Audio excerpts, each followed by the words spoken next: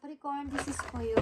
Para sa mga Capricorn ito, guys. Kung kayo ay Capricorn, para po sa inyo, guys. Today, November 8, 2024. November 8, 2024. November 8, 2024. Capricorn. Message for Capricorn.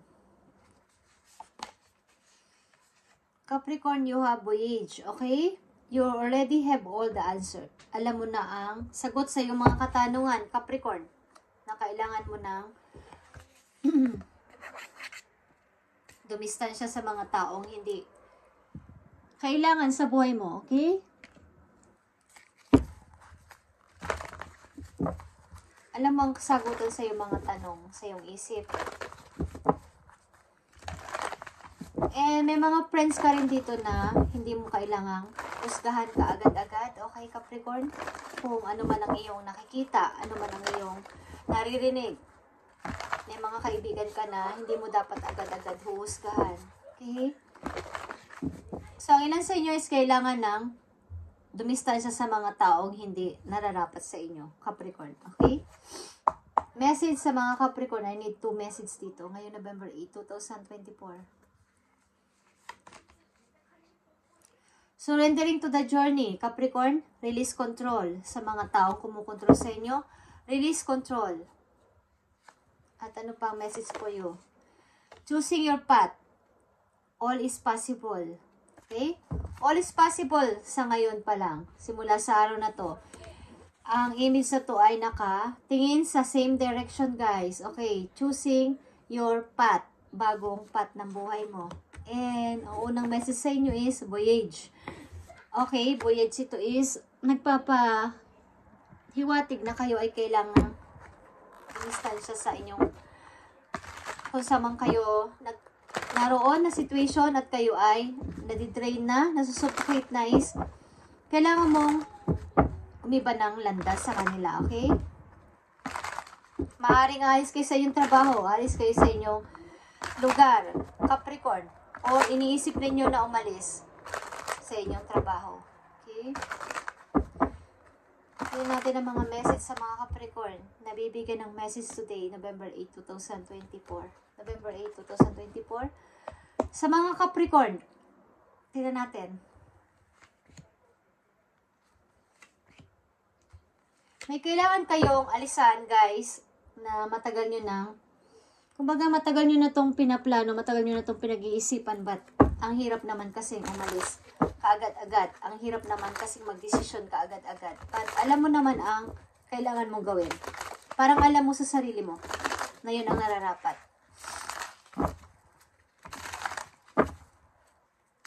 Para sa mga Capricorn na nandito sa reading, bigyan mo sila ng mensahe ngayon November 8, 2024 sa kanilang kasalukuyang situation. Para sa mga Capricorn. Okay.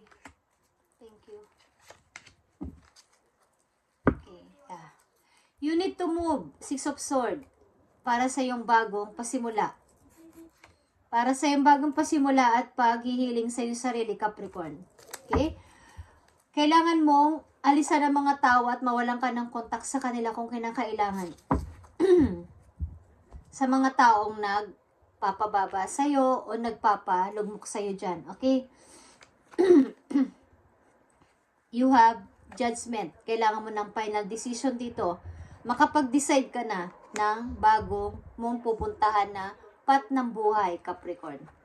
You have 4 of Cups and 4 of Wands. Okay, ito ay pag-doubt, pag-aalinlangan, at paninimbang sa dalawang situation na yung binild. Okay, maring ito ay kasal, ito ay marriage, na yung binild.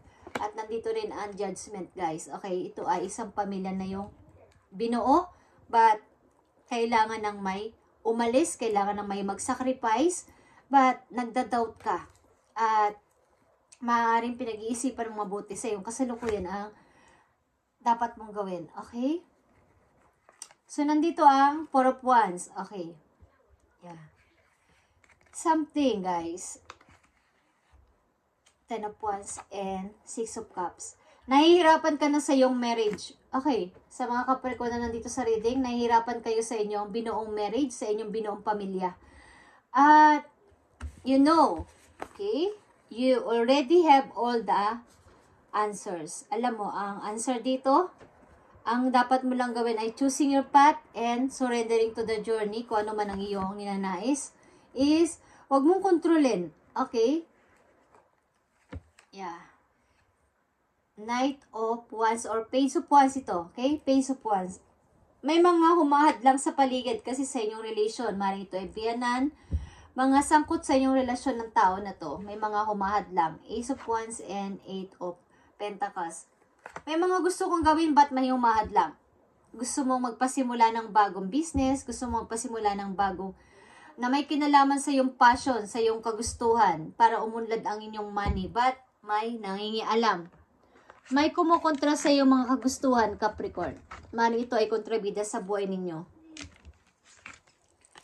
Maring kontrabida sa inyong mga pinaplano o gustong gawin ang pag-unlad nyo sa money. Okay, Capricorn? So you know, you already know the answer. Alam mo ang answer dito, Capricorn. Ayaw mo lang aminin sa sarili mo na may dumarating na offer pero nagbubulag-bulagan ka because naninimbang ka sa dalawang situation. Okay, tingnan natin ang paparating na message sa inyo guys dito sa inyong situation. Paparating na message sa mga Capricorn sa kailang situation sa kasalukuyan. Sa mga Capricorn na nandito sa reading, bigyan mo sila ng tamang sagot sa kanilang mga pagmumuni-muni at pagdadoubt o pagdududa sa kanilang mga gustong gawin at pinaplano sa buhay. I need message dito sa Judgment. I need message sa Four of Wands. And I need message sa Page of Wands. Malakas dito ang fire sign. Maaaring dealing kayo sa fire sign. May Libra din dito. Kayo nandito din ang Libra. Okay, Scorpio. And same ninyong earth sign.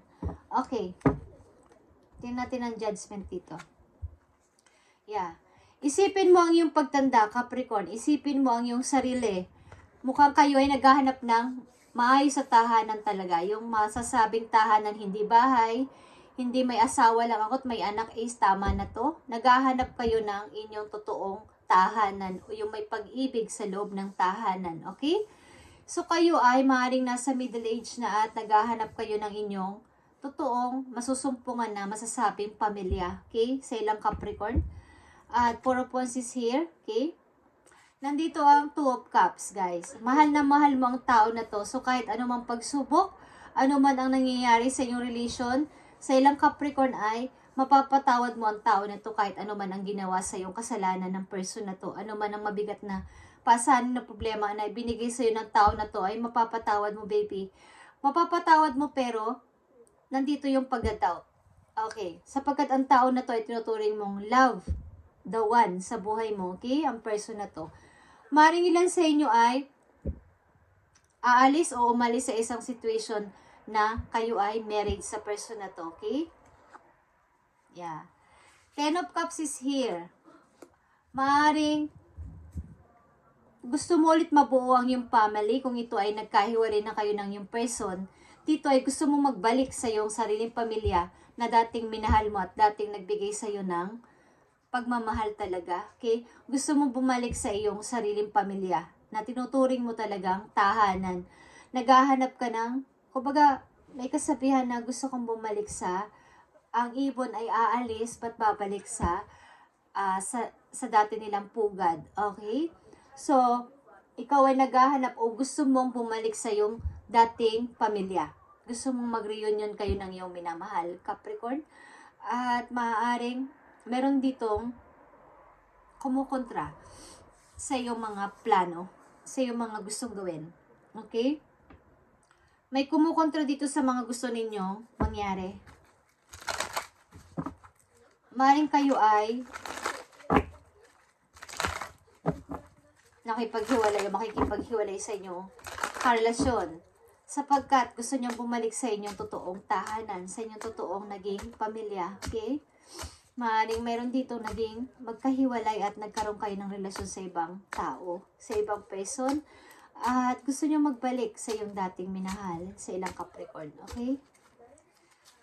So, tingnan natin ang message dito. Maaaring may kasama kayo magulang sa inyong bahay o ang inyong minamahal ay may kasamang magulang sa kailang bahay. Maaaring mother-in-law ninyo, guys.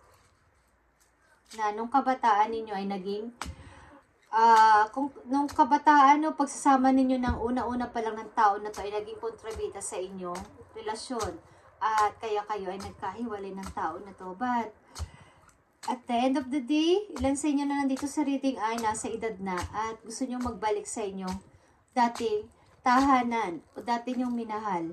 Okay? At mabuo ulit ang inyong pamilya. Capricorn, tingnan natin ang mga messages dito. Thank you sa mga Capricorn. Nabibigyan mo ng message. King of Cups is here, okay? Scorpio energy. Sa isang person na inyong minahal talaga to. Sa isang taong inyong minahal. Maaring ang tao na to ay may unconditional love. Maaring naging manipulate siya sa inyong emotion dati. Minanipulate niya ang inyong emotion dati. Kaya kayo ay nagkaroon ng hindi pagkakaintindihan sa relasyon na to. Okay?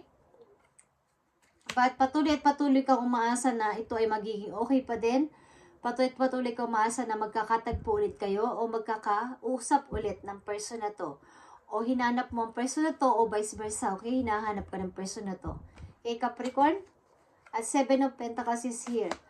Maaaring kayo ay may mga gustong pasimulan sa pagbabalikan yung dalawa at para sa inyong future pa din sa natitirang mga araw, mga buwan, mga taon is gusto ninyong hindi na ito padagpasin pa at mag-umpisa kayo ng panibago ulit na pagpapaunlad sa inyong kaperahan ng person na to. Okay? Maaaring marami kang plano. Maaaring nasa edad na ang iyong biyanan. Kung dati-dati maaaring kinukontra kayo ng inyong biyanan dati. Guys, noong kayo ay magkakasama pa sa loob ng bahay. Maaaring kasama ninyo ang iyong biyanan or vice versa sa loob ng tahanan na to at may kontrabida. Okay, tingnan natin ang hindi naman lahat ng biyanan ay masasabing kontrabida, guys. Parang ito kasi ay kontra sa inyong relasyon ng iyong person, Capricorn, at hinahadlangan ng inyong pagmamahalan. Okay?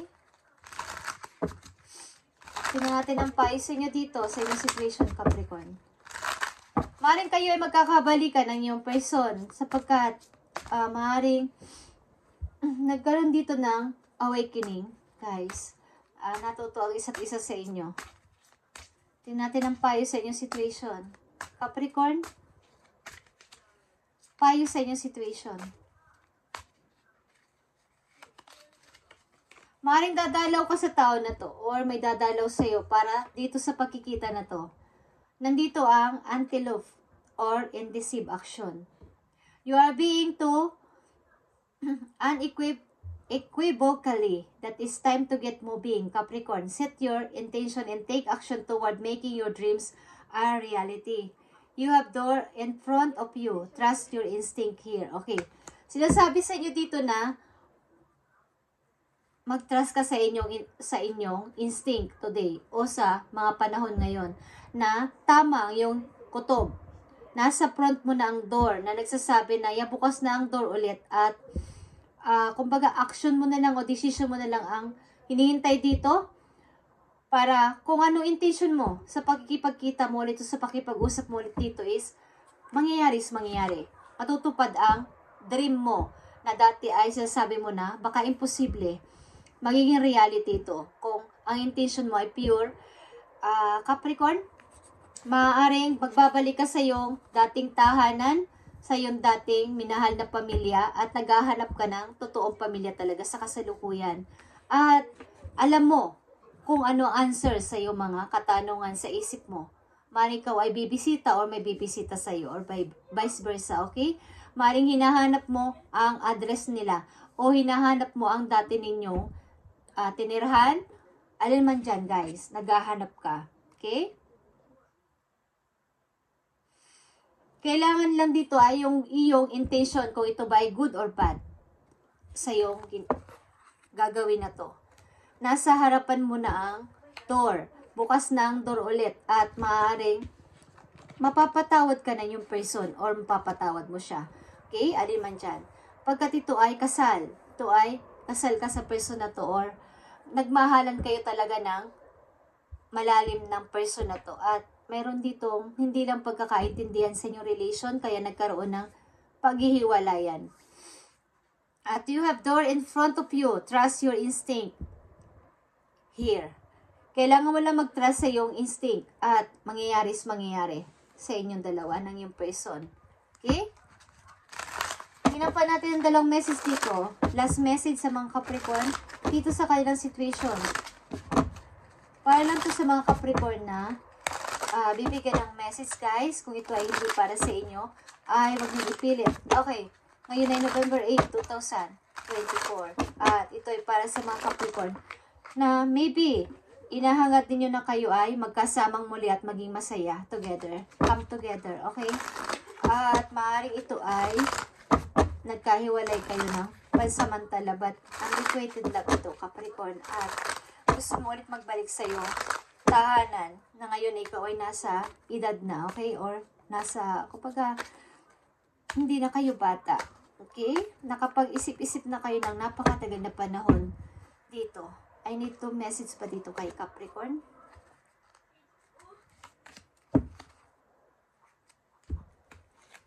Okay. Nandito ang 8 of Wands. Ipagpatuloy mo yan, Capricorn. Tuloy-tuloy lang. Maraming messages ang natatanggap mo or ikaw, nagpapadala ka ng message directly sa tao na to. Okay? Yeah.